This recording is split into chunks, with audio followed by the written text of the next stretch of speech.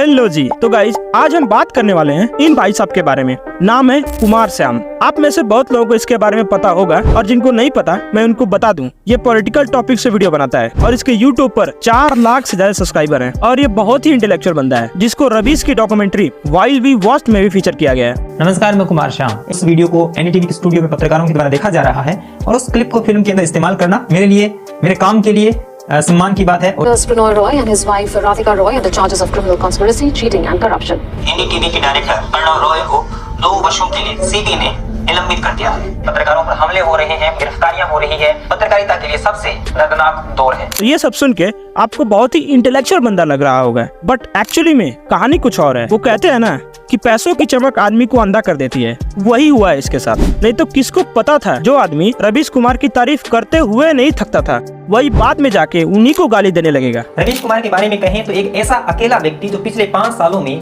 सत्ता के खिलाफ अकेला लड़ा। अब जब एनडीटीवी आधिकारिक रूप से अडानी का हो जाएगा तो रवीश क्या करेंगे? वो विडंबनाओं की तूफान में खड़े हैं। सत्ता की आंख में आंख डालकर उन्होंने रिपोर्टिंग की, उनके कच्चे चिट्ठे उखाड़े। देश में जब एकमात्र बुराई भाजपा हो जाए और एकमात्र सेठ अडानी हो जाए और समूची पत्रकारिता वहीं पर डोलने लगे तो विडंबनाएं ही उपस्थित होंगी। तू साला बहुत नीच आदमी रे। सांप को देखा और तेरे को देखा तो पहला सांप को छोड़ के तेरे को मारना पड़ा।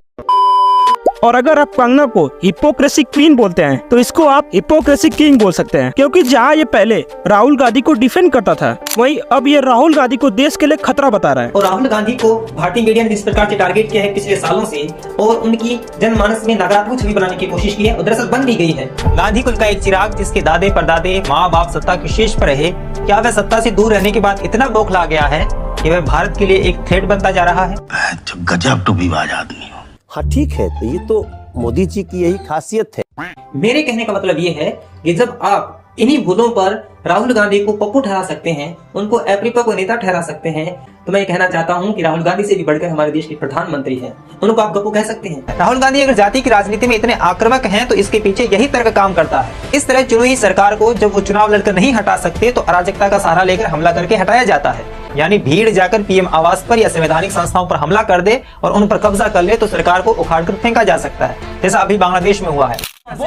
ये सब दोगलापन है। मैं तेरा दोगलापन उतारता हूँ। तो अब अगर किसान आंदोलन की बात करें तो बीजेपी से पेमेंट मिलने से पहले ये किसान आंदोलन की तारीफ कर रहा था। सरकार किसानों की इस मांग को मान नहीं रही है और आपको पता है कि 9 महीने से ये आंदोलन चल रहा है। सरकार इतनी बेरुख हो गई है इस आंदोलन से कि किसानों पर किसी भी तरह से जुल्म ढाने की जो कोशिशें हैं वो कर चुकी है। वो बैरिकेड्स लगा चुकी है, लाठीचार्ज कर चुकी है, तार बिछा चुकी है और उसको नजरअंदाज कर चुकी है, सब कुछ कर चुकी है। लेकिन फिर भी किसान इस देश के अंदर इन्हीं नवाचारों से सरकार का ध्यान आकर्षित करने की कोशिश कर रहे हैं। बट जैसे ही बीजेपी से पेमेंट मिली वैसे ही किसानों को गाली देने लगा है। अवश्य वो खेत में हाड़तोड़ मेहनत करते हैं, वो अन्न उगाते हैं, तो वो क्या एहसान कर रहे हैं?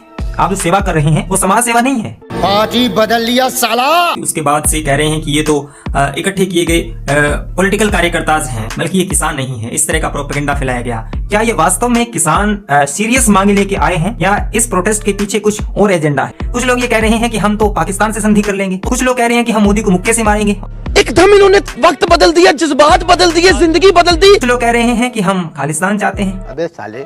और देखिए कुछ गोदी यूट्यूबर्स ने तो किसानों को एमएसपी देने के लिए 10 लाख करोड़ का खर्च बताया था, बट भाई साहब ये उनसे एक कदम और आगे निकल गया। तो सरकार को इस 45 लाख में 35 लाख करोड़ रुपए और देने होंगे। A few moments later. जो राशि है 36 लाख करोड़ रुपए की जो अतिरिक्त जुड़ रही है, क्या बोला तूने? 36 लाख करोड़ रुपए की जो अतिरिक्त जुड़ रही है। झूठ बोलो, बार बार झूठ बोलो। अब तो भाई इसको लोग स्लो पॉइजन बोलने लगे हैं। पहले ये अपने इंटरव्यू में इंटेलेक्चुअल लोगों को बुलाता था, जैसे कि अभिसार शर्मा, पुण्य प्रसून वाजपेयी, देशभक्त के आकाश बनर्जी। बट अब की बात करें, अब ये अजीत भारती जैसे लोगों को बुलाता है, जिनका मानना ये है कि किसी को काउंटर करने के लिए उसको माँ बहन की गालियां दो। आप जो कटु शब्द इस्तेमाल करते हैं, गाली गलौज तक भी आप वीडियो में बोल देते हैं, तो ये कम निर्णय किया कि मुझे इनको बख्शना नहीं है, मुझे इनकी भाषा में जवाब देना। श्याम जी, मैं यह मानकर चलता हूं कि वामपंथियों की षड्यंत्र जो है ना, उसको काटने के लिए आपको थोड़ा सा गलीज बनना पड़ेगा। मुझे नहीं लगता उसको उसके grab them by the balls and squeeze them tight. उनको हवा भी नहीं लगते, आप सीधे माँ बहन की उनको गाली दे दो, वो अचंभित रह जाते हैं। जब आप एक व्यक्ति देता है ना, नीचे 200 आपके फॉलोअर जाके उसको पेल के आते हैं। को पैसा बर्बाद पहन चुका। और इसने अपने पॉडकास्ट में एक और आदमी को बुलाया है जिसका मुस्लिम कम्युनिटी को लेके ये विचार है। पैसा मेरा, चॉइस मेरी। मुझे जिससे सामान खरीदना है मैं चाहूंगा कि वहाँ शुचिता हो, भाई उसे पेशाब से नहीं धो रखा हो। मतलब अगर इंटरनेट नहीं आया होता तो जमीयत उलेमा हिंद जो है वो हलाल सर्टिफिकेशन दे रहा है और वो पैसा जो है टेररिस्टों की एडवोकेसी में काम आ रहा है। ये जानकारी हमें कहाँ से मिलती? अबे साले, आपने जिनका नाम लिया B.R. अम्बेडकर, उनके बारे में हमको क्या चीजें पता है? संविधान निर्माता थे, सबसे बड़ा झूठ है। अबे साले, एक गांड पे रैप्टा मारा ना, सड़क पे हकता फिरेगा।